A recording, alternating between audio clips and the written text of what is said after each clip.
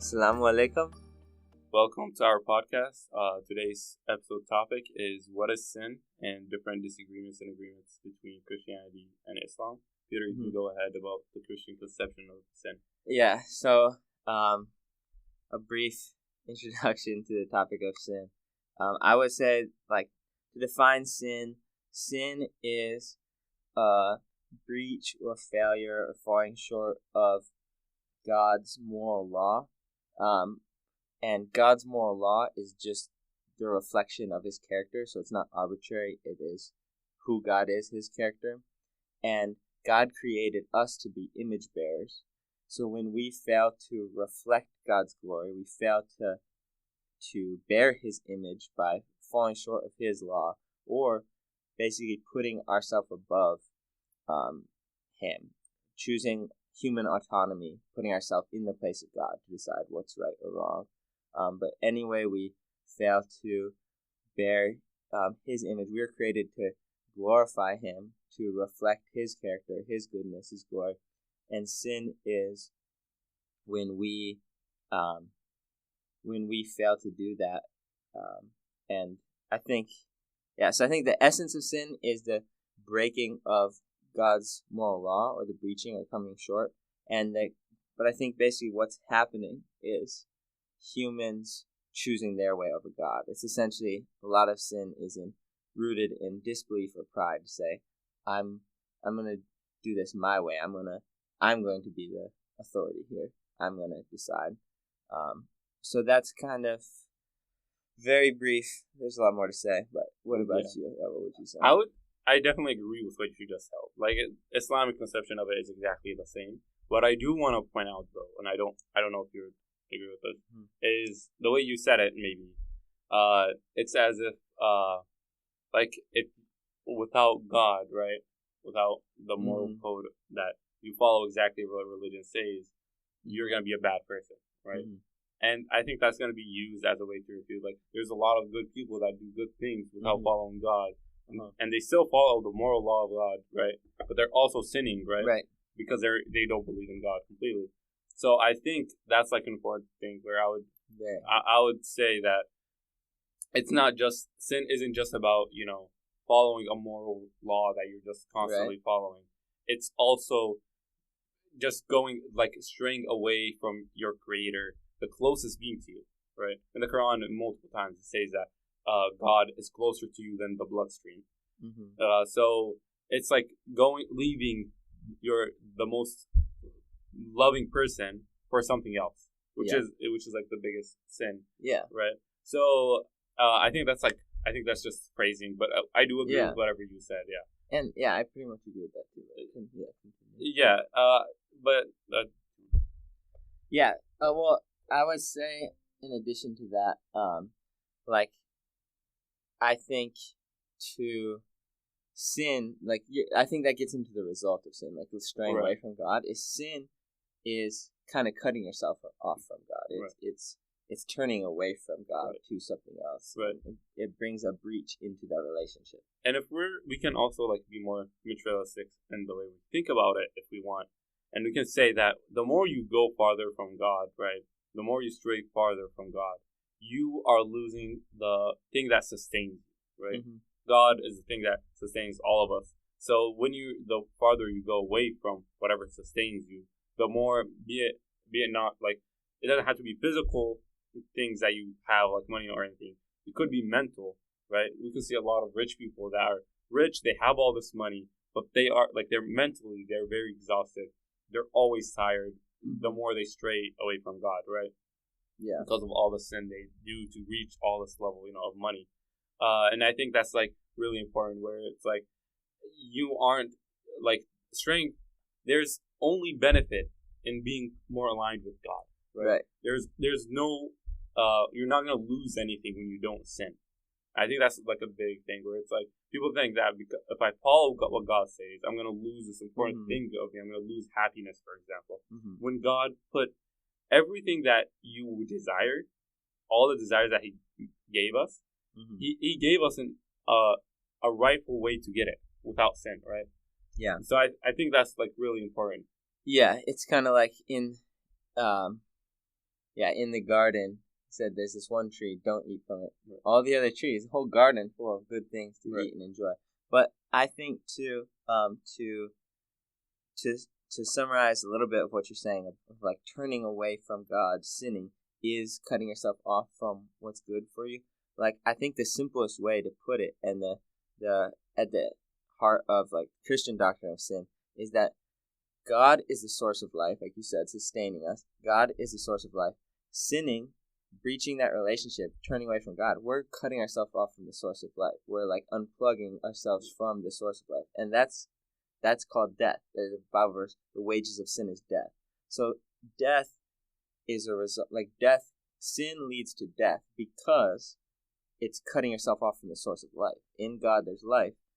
Apart from God is death, because you've disconnected yourself from the source of life. But I would ask about that, and I would say, so like if no one sinned, like let's say someone that didn't ever sin, right? Yeah. They were never contacted with sin. Will they live forever? They won't die. So this will get into a much bigger disagreement between Christian and Islam, because the Christian belief in the Bible is that sin entered the world when Adam, the first man, the kind of representative of mankind, when he sinned, sin entered the world. So God didn't create sin. Sin isn't an entity that exists on its own. It's the sin, like darkness is just the absence of light. Sin is the absence of God's goodness. Right. And sin entered the world through Adam's choice, but into mankind entered death. So that's why we believe that sin, like the world is in a state of. Let's put a what if statement of Adam didn't eat the apple and he didn't sin. Are we, like, as a human, like as the concept of human created object, are we gonna stay alive forever? So yeah, I think without sin, yes, I think that there's not, and I think in the heaven, like in the new heaven and new earth, without sin, there's going to be eternal life. And yeah, I think that before sin, Adam was not going to die. I think death comes from sin. So, and we already established the fact that sin, right, is straying away from God, right? Mm-hmm. So if there's no sin, you're the closest to God, right? Mm-hmm. And when you're the closest to God, right, you're reflecting His image, right? Mm-hmm. And all His, like, whatever God represents, right? Mm-hmm. And you don't die. That's the next topic. What differentiates us between God then? Why aren't we like godly beings at that point? Well, we aren't. I mean, you can something that's created finitely is never. There's always an infinite gap between an eternal, infinite creator and the created. I mean, the Bible talks about how, like, bearing God's image is a gift that God gave to us. That He created us in His image to reflect. But something that someone makes to reflect part of himself, is the gap between that and him is as big as the gap of, like, an artist and his painting. I mean, it's. But I mean, if you were talking about an artist and his painting, the painting would probably be more like, it would have a lot of qualities that the artist himself doesn't probably have. Be it more, beauty or whatever he adds to it, right? Which I believe God can. We believe that God is all knowing, all powerful. He can do whatever He wants. He has, He can do that, right? And create us as eternal living, right? Being. But if we're so perfectly aligned with God, because there's no sin, right? And we live like a mortal life, or we live forever, right? There is hardly any difference other than the fact that God, is infinite and we are finite, right? But what are we finite in? Because we know that we're immortal. We don't die at that point, right? Because there's no sin. We don't die, right? Then we are not finite. We have already reached a point where we are infinite.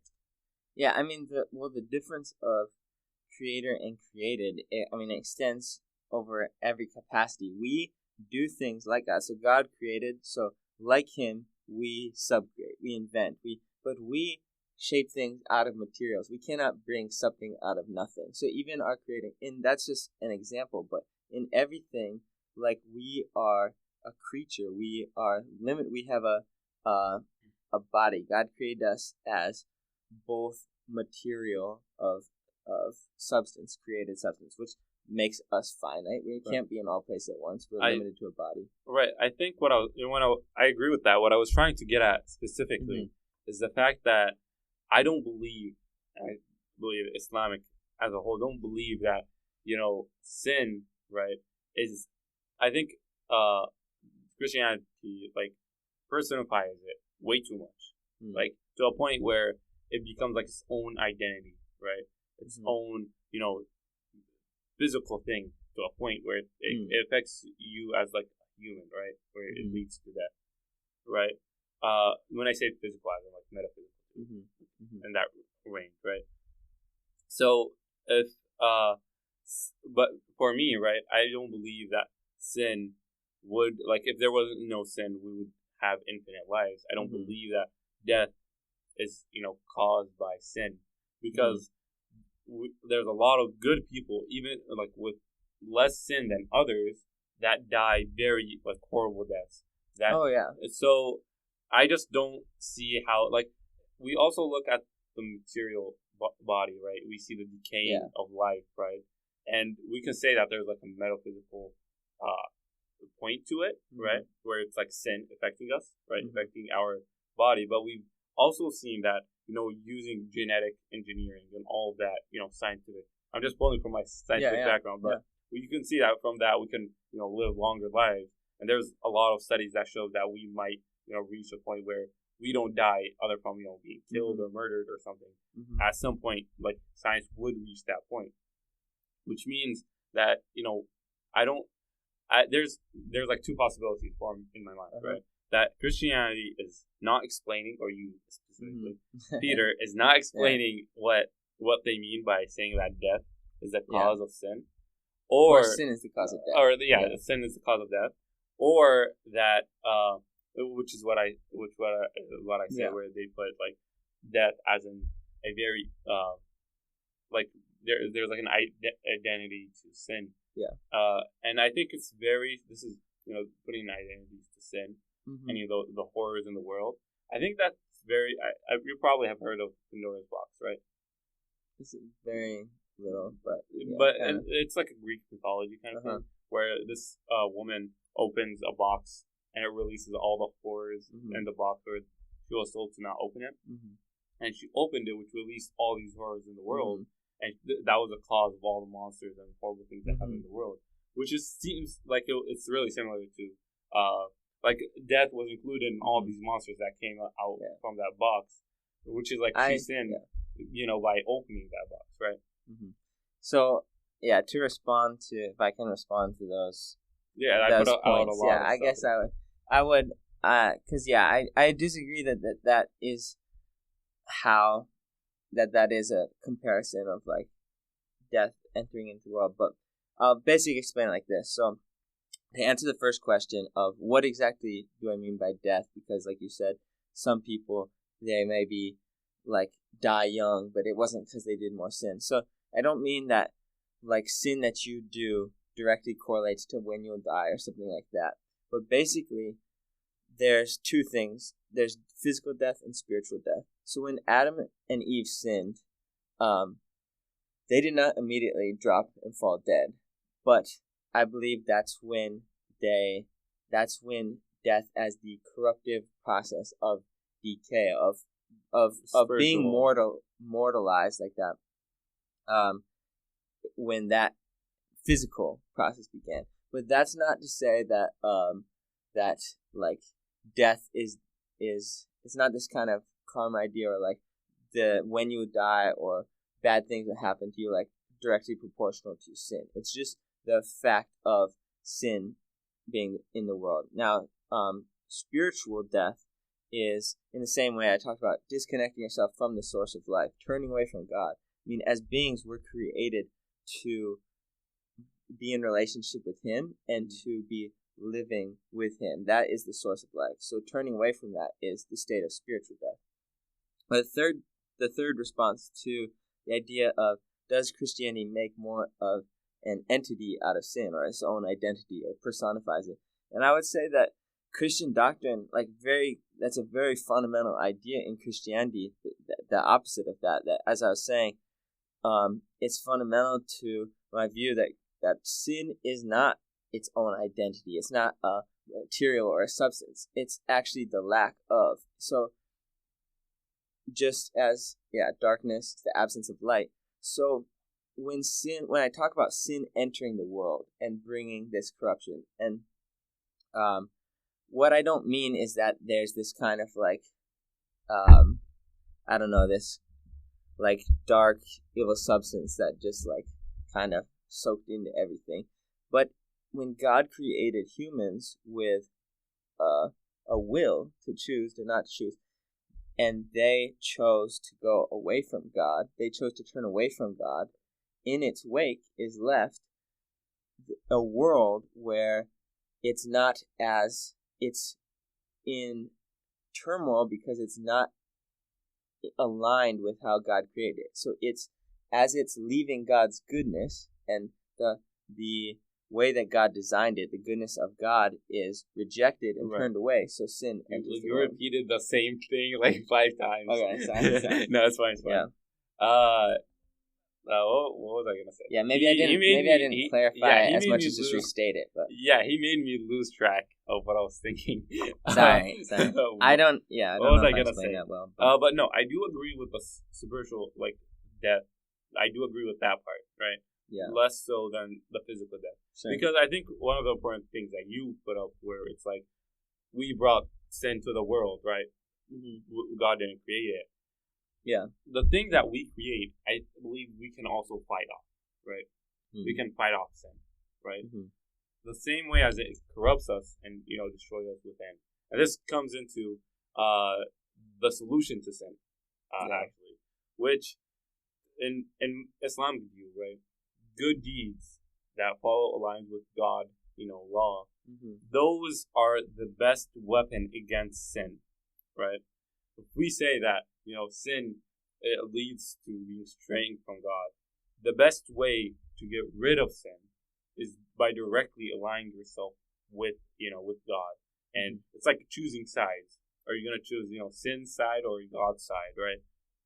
And even if you do mistakes, like in a war, and a soldier, does mistakes while he's, in this war, right? That costs the soldier something important, right? He is still on one side. He still believes firmly in this one side, right?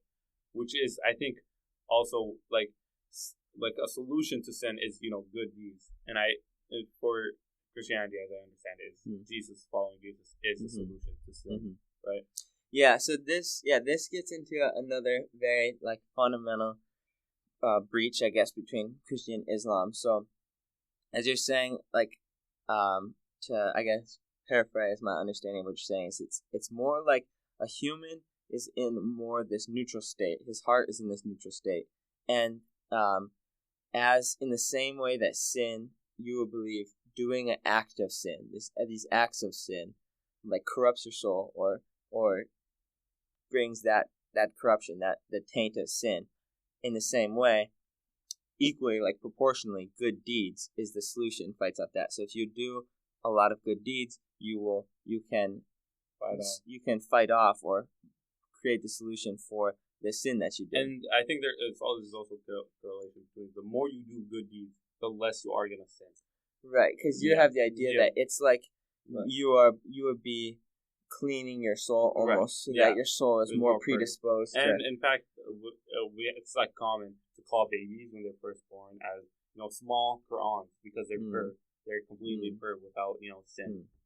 Yeah, so I would say this is very different from the Christian conception, because the Christian idea isn't that we are just sin isn't this individual act that every time we choose it's this individual thing. It's not necessarily issuing forth from us, but it's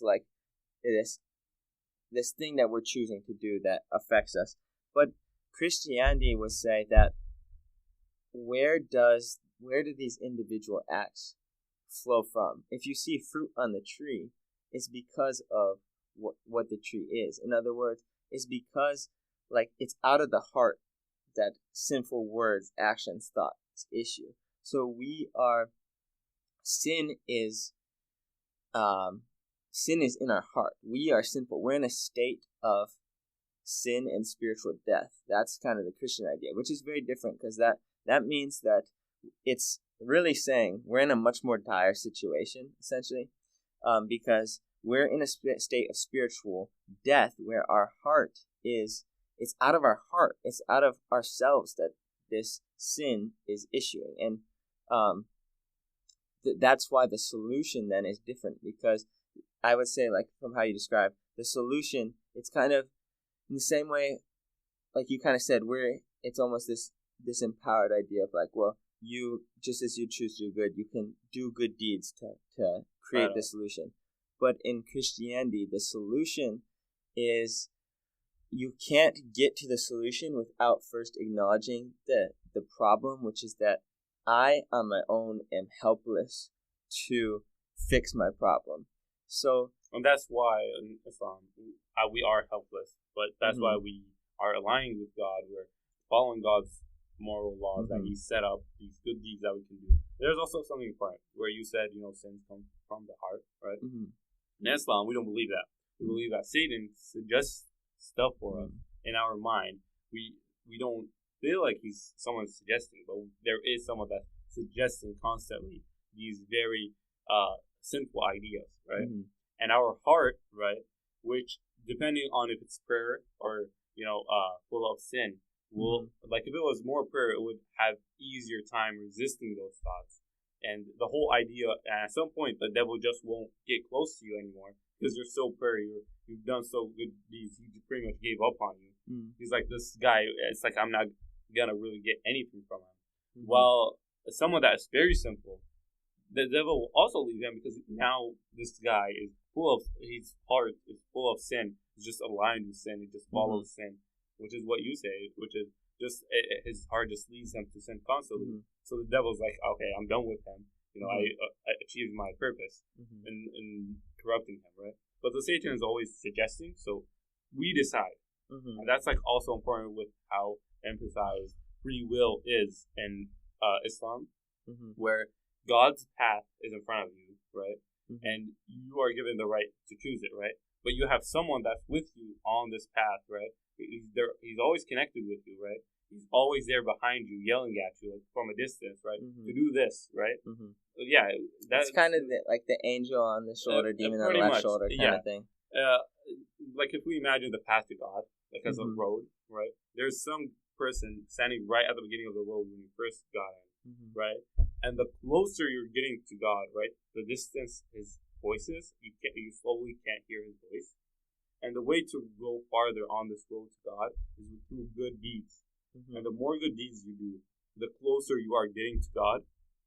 And that's like the way I view it, the way I see it, like the analogy works like that in Islam. And there's in Christianity, there still is the idea of the free will of making a decision, but rather than it being like, well, I'm starting on this neutral path. I got the angel on the right shoulder, demon on the left, and I'm essentially I'm essentially the determiner, I guess, of the good and the bad, and if I do enough good, I'll make up. The thing that you need to do yourself in Christianity is to acknowledge I need help and rely on God's mercy and His power to save. And so this is when Jesus came.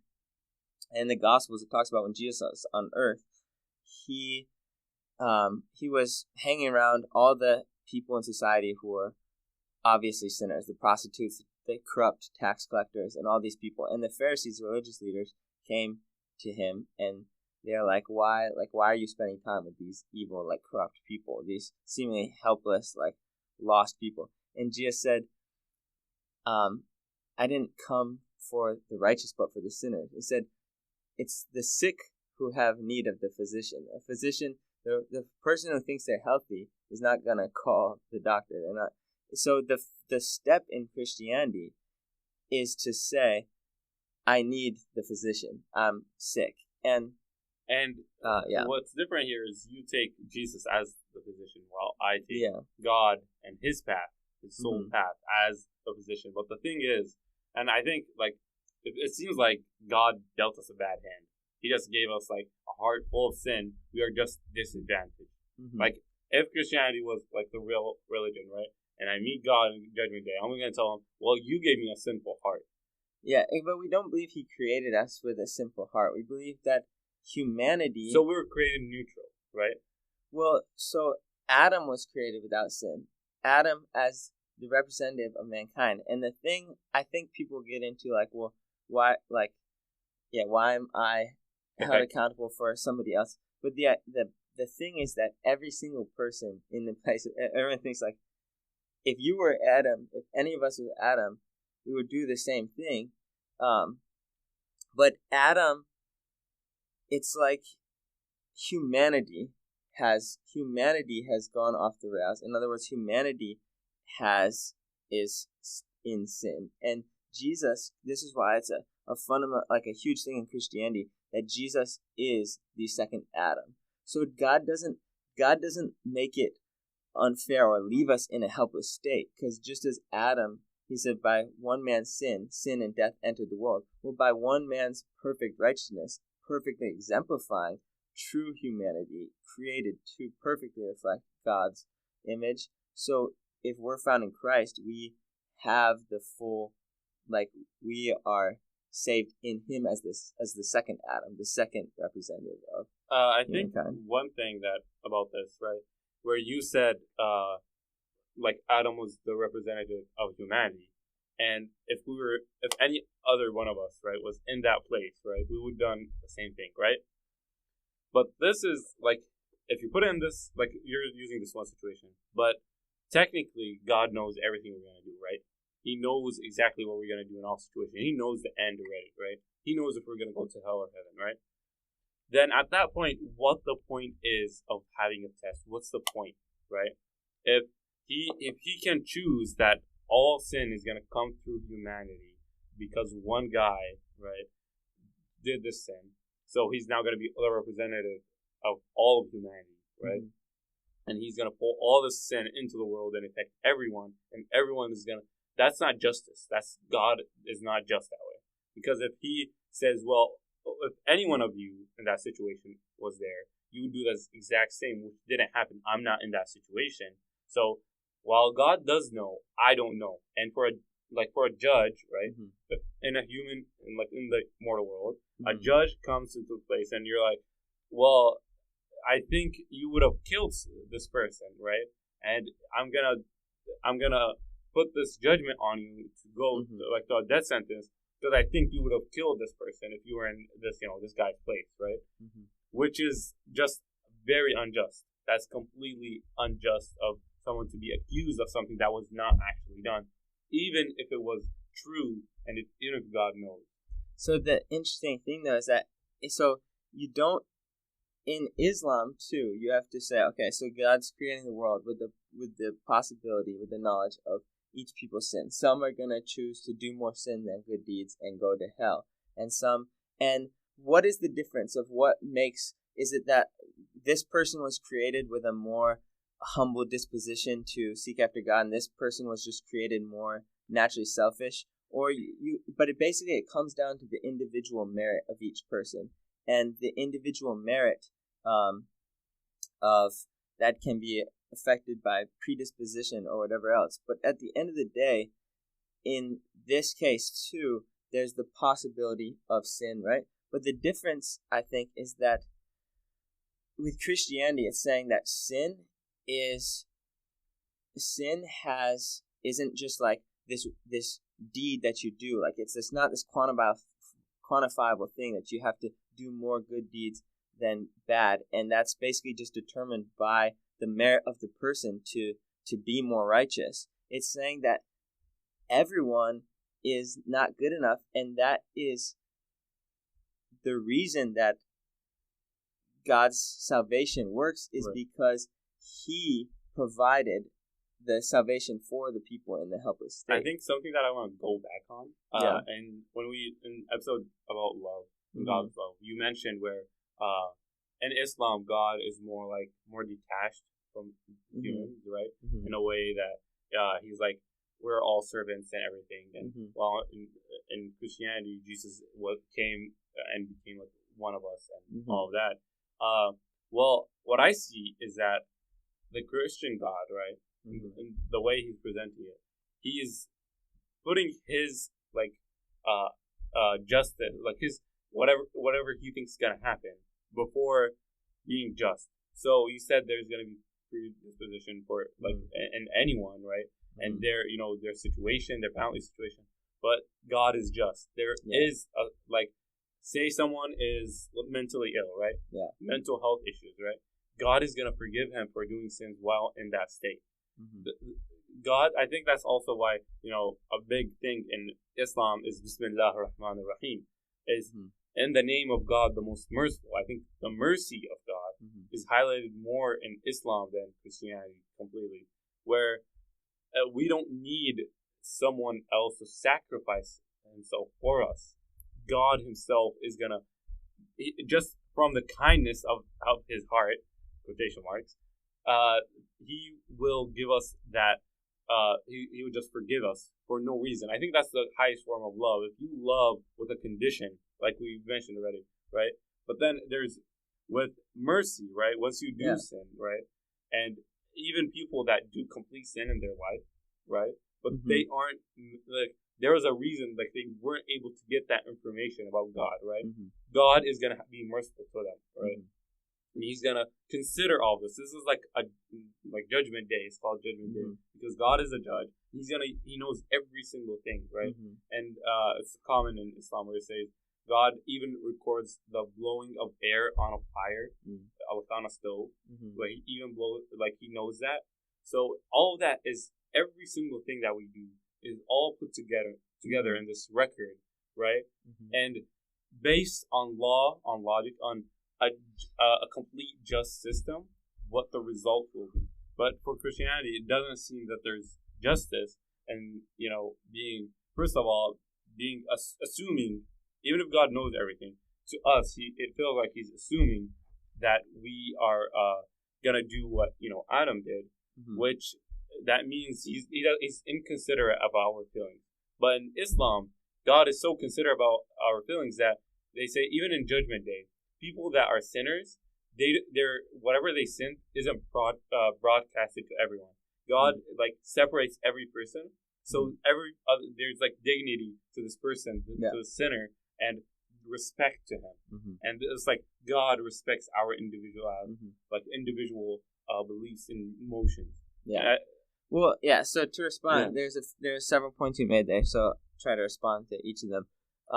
But for one, in Christianity too, one is held accountable for what one has been given. So obviously, different people, we are born into different situations, and it also affirms that totally, that somebody is held accountable for what one person may seem externally very good, but they've been born with all these good circumstance, good disposition, versus somebody who is born into a terrible state, and what is good, what is righteous for them, even though it looks externally much smaller. So He judges according to heart, not according to how men judge externally.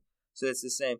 But getting to the point too of you asserted that Islam is more merciful than Christianity, I would push back against that on this basis.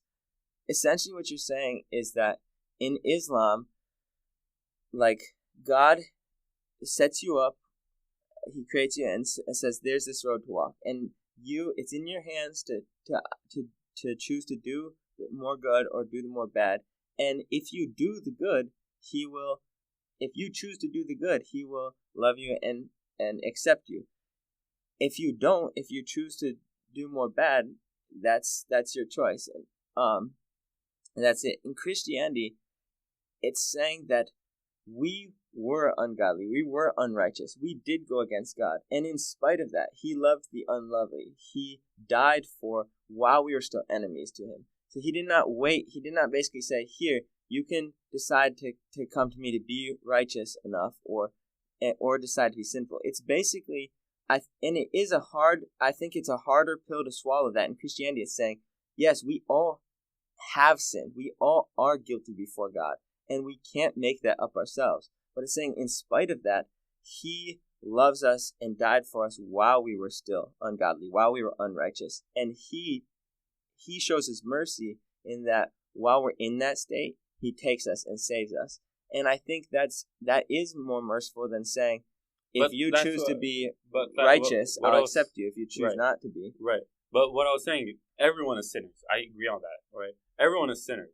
But the thing, what I'm saying is merciful. It's exactly what you're saying, where those sinners, God is going to forgive them, right? But it's still on the basis of their choice to do righteous. Well, yeah. I mean, in Christianity, it's exactly the same. God will not. You will not be forgiven if you don't follow Jesus Christ, right? But it's different in concept, because in the one, it's saying that the choice is to be righteous and therefore have God's acceptance. The other is saying the choice is to accept God's mercy in your unrighteous state.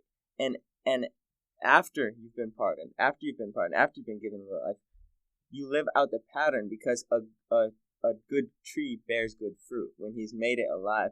But it's not that it's different in concept, because it's not the deeds that are the difference. And like you said, we both agree that everyone's sinful. And so getting to the point of justice too, it's kind of irrelevant ultimately to say, am I being held accountable for another man's sin? Because we all know we each have sinned. We each are individually accountable. But that doesn't mean we're born with it. That's what I'm trying to get at. So it comes down to this fundamental question. Is there the possibility of somebody to live completely without sin? Because if we're both saying that nobody can be sinless, well, now the only difference we're talking about is what is the consequence of being a sinful person? Whereas Christianity is saying, if you're sinful, you are helpless in your sin. For this, I've discussed this topic. This is something that I came up with. I don't know if there's already a kind of ideology or something about it. But I mentioned the perfection in essence and then the perfection in action. Mm-hmm. Where God is the only perfection in essence, where his essence is perfect, where he doesn't need other than himself. Mm-hmm. But perfection in action, where someone is sinless, without any sin, right?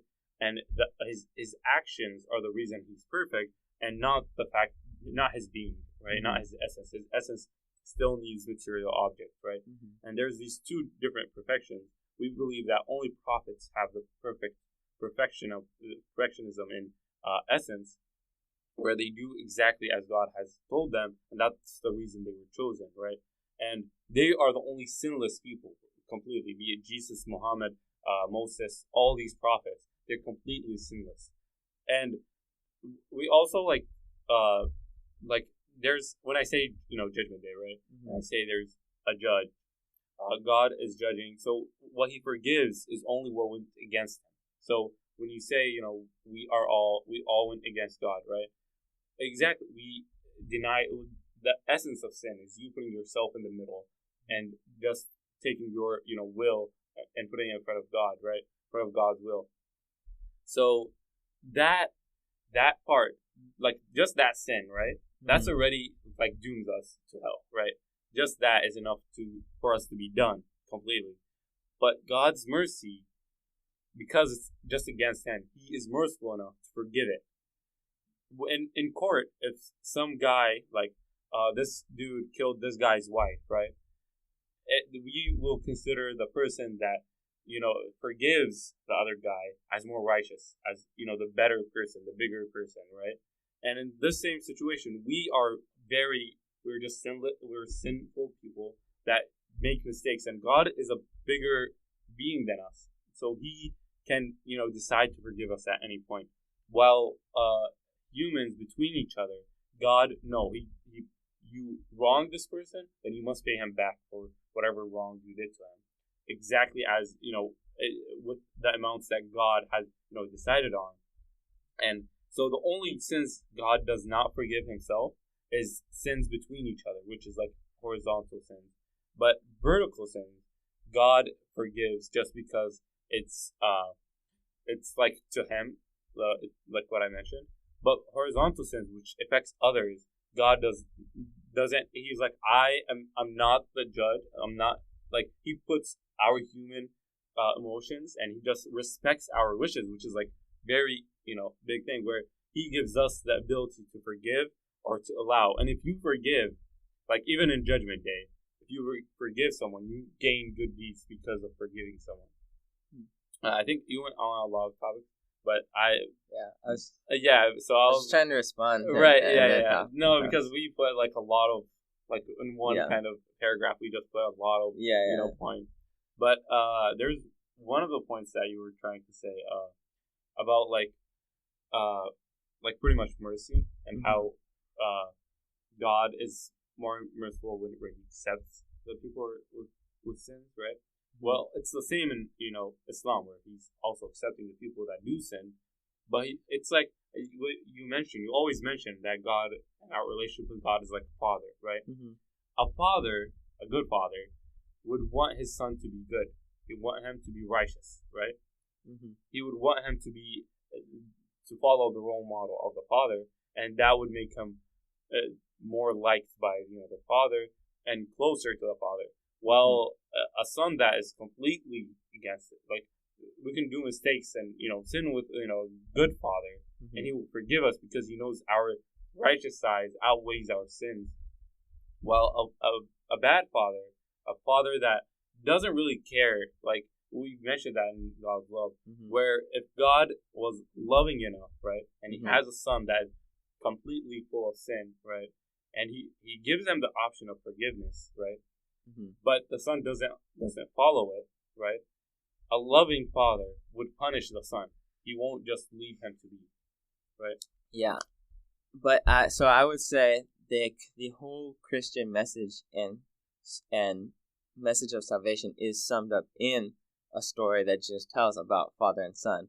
And he said there's a father with two sons. The one of them, the younger one, he asks to prematurely receive his father's inheritance, which is already very disrespectful because it's like saying, hey, I can't wait for you to be dead. Just give it to me now. He takes his part of the inheritance, goes into a foreign country, spends it, dishonors the father, spends it on prostitutes, completely disgraces his father and squanders his inheritance. And then he is basically at wit's end, eating pig's food and working on a farm, having nothing. And eventually he's like, I am so helpless. I'm just going to basically crawl back to my father, begging if he will just let me stay in the house as a servant. Like, I'm not worthy to be a son anymore. And when he's returning, it says the father runs out to meet him and goes and grabs him and says, you're my son. You're dead. Now you're alive. And he takes him back and has a feast. The older brother, who worked on his father's farm, being obedient, good son, he was mad because he's like, here I am doing what the father would have wanted me to do, being obedient, and he goes and is like, he's never slaughtered a fattened calf for me. He's going and celebrating this son who, like, I did everything to not be like him.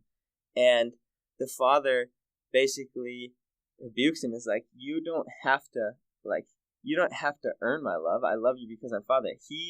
We thought he was dead. We thought he was gone forever, and now he's back. And he basically is like, you've been here.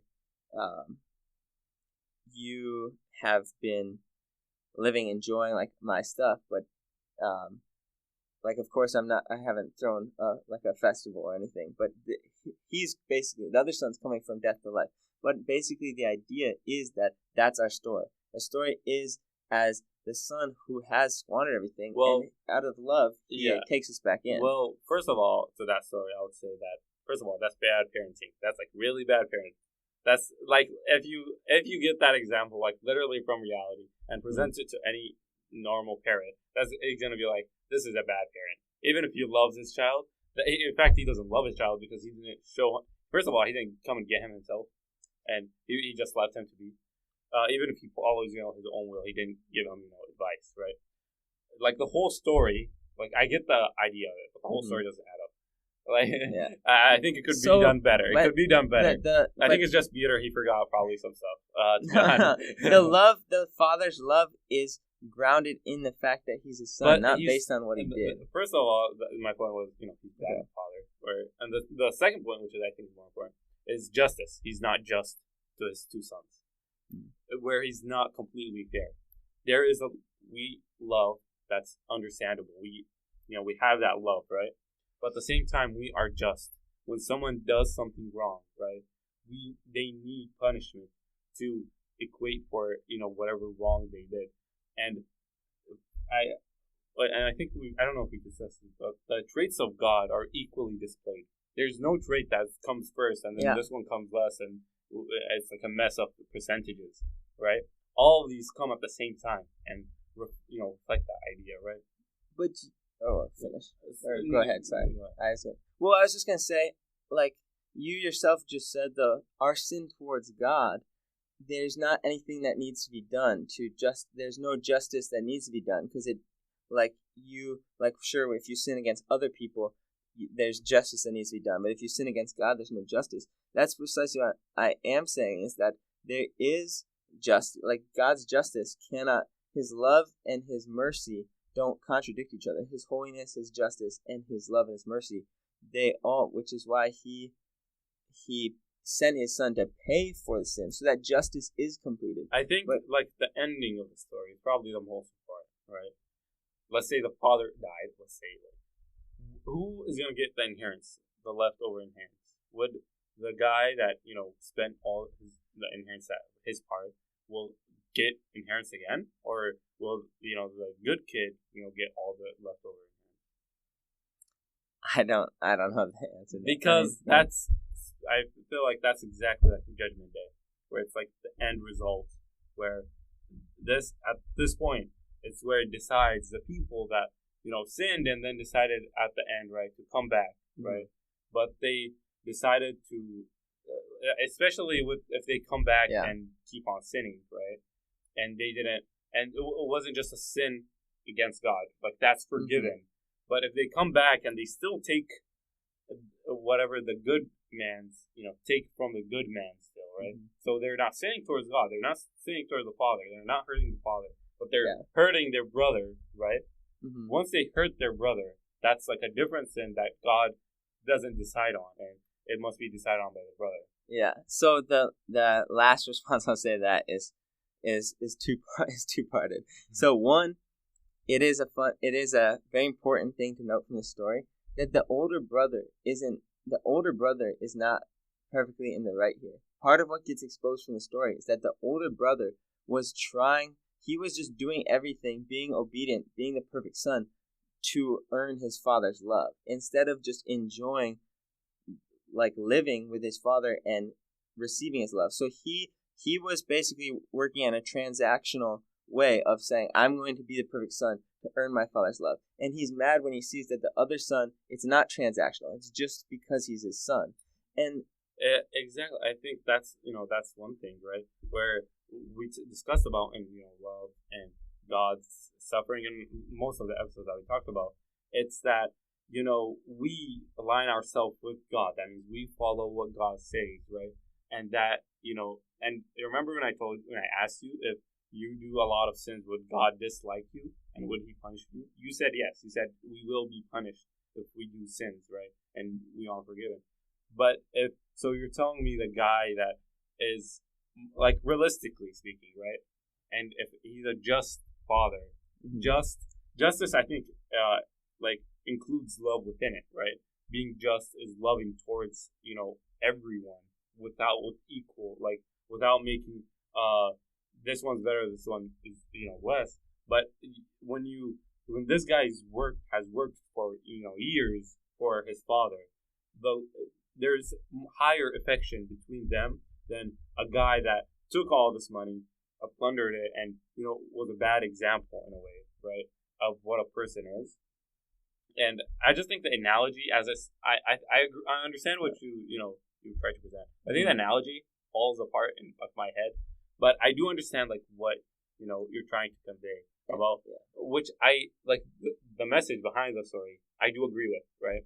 Where we are like sinners and we come back. But the thing is, we are born with those two options, right? He, the guy that sinned, was born into the option of staying in the farm and being a good guy, or leaving and being a sinner.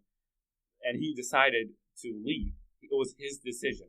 It wasn't because he was born more rebellious than his brother. No, they lived in the same house. They should have followed the same path. But instead, this guy had the free will to decide to leave, and the father didn't stop him at all. And I think that's like important, because if you look at it that way, you can see that I forgot what I was on. Go ahead. Well, yeah, we're at minute 50. We should probably wrap it up soon. But I think that the story, like I know you said, you feel it breaks down, but you like the message. But I feel like this story is precisely emphasizing the difference of Christianity and Islam in the way of saying we are in the younger brother's shoes. And I think that the message is also for us religious people, for people of any religion who are who believe we're living righteously. Like, the second son is not going to, he doesn't have to merit his father's favor by living this good life. He has that, just like the other brother, by nature of being the son of the father. And to answer the question of the father, how is the squandered inheritance paid for? The father himself, he's the one paying for that. I mean, it's his property that came at a loss. So whenever there's whenever there's sin and this injustice that needs to be rectified, it has to be paid for.